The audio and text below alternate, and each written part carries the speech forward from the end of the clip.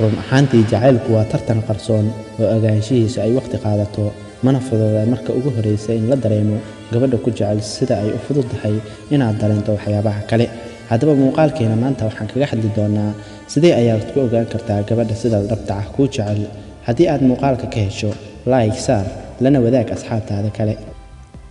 had iyo jeer dadka uu jacaylka la soo dirso rag iyo dumar ku doona baxa ahaadee si daacad ah ugu marun sheegaan ku dhiirashada inay si bareer leh ugu soo bandhigaan jacaylka ay u hayaan qofka sida dhabta ah u jeclaadeen. waxaa inta badan la soo dirsa dareen baqdin iyo cabsi leh iyaga oo ka cabsi qaba haddii ay u soo bandhigaan shakhsiga ay jecel yihiin in lagu gacmo sayro oo ay la kulmaan waji gabax. waxaanad niyadda ku haysaa in qofka sida dhabta ah jacaylka qaba aanu sinaba kugu soo bandhigi karin rag iyo dumar ku doona baxa ahaadee.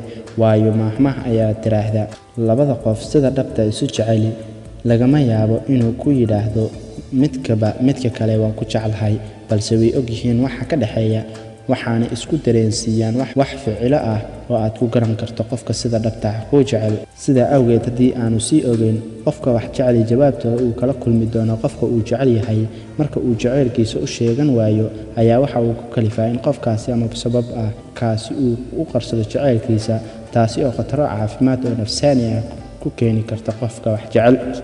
waxaa jira dad uu ka xoog bato dareenka qiirada leh ee jacaylka si fududna loogu fahmi karo rag iyo dumar ku doonaba ha ahaadee.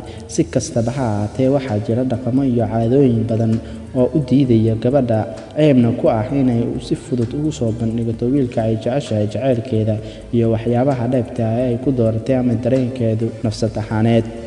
waxaa kale oo jira dhaqamo iyo caadooyin u fasaxaya gabadha inay ku dhiirato sida ay ugu soo bandhigi lahayd. tusaale ahaan gabadha ku nool qurbaha oo kale ceeb kuma aha inay tiraahdo heblow waan ku jeclahay. sidaa darteed raggu way ku adag tahay inay ogaadaan gabadha aadka u jecel maxaa yeelay dumarku uma qirtaan jacaylka sida uu yahay xitaa haddii uu dhabka yahay. sidaa awgeed waxaa jira waxyaabo badan oo ninka si fudud ugu fahmi karo gabadha aadka u jecel waxayna ka mid yihiin qodobadaasi sida tan: isagoo ninka isbarbardhig ku sameeya oo qiimeyn ku sameeya hab dhaqanka ay gabadhu dadka ula dhaqanto iyo sida adiga ay kula dhaqanto. haddii aad gabadha ka dareento inay ku siinayso tixgelin ka badan tan dadka kale ay siisa gabadhaasi waa ay ku jeceshahay. sidaasi ogow dumarka qaar ayaa aad uga werwera badbaadada qofka ay jecel yihiin. sidaa darteed haddii gabadha ay aad xil iskaga saarto in ay ogaato halka aad joogto iyo waxa aad ku sugan tahay iyadoo ku weydiinaysa dad xog ogaal ku ah gabadhaasi way ku jeceshahay.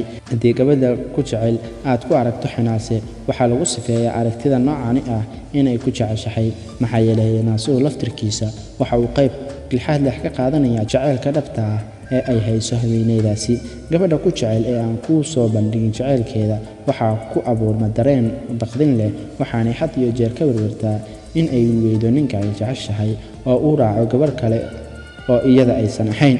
haddaba haddii aad ka dareento gabadha aad wada sheekaysanaysaan ama walaalnimo idinka dhexayso haddii aad ku aragto astaamahan aan kuu soo sheegay waxaa lagaaga baahan yahay inaadan lumin jaaniskaasi oo aadan dayacin jacaylkeeda ee aad ka faa'iidaysato fursadda qaaliga ah.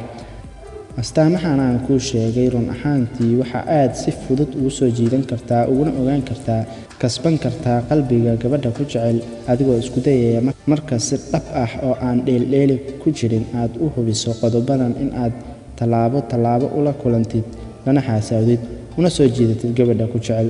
ogow haddii aad ka xishootid xaasaabo xufan oo aad yeelan weydo isku kalsooni dhexdiina taal ayaa meesha ka baxaysa.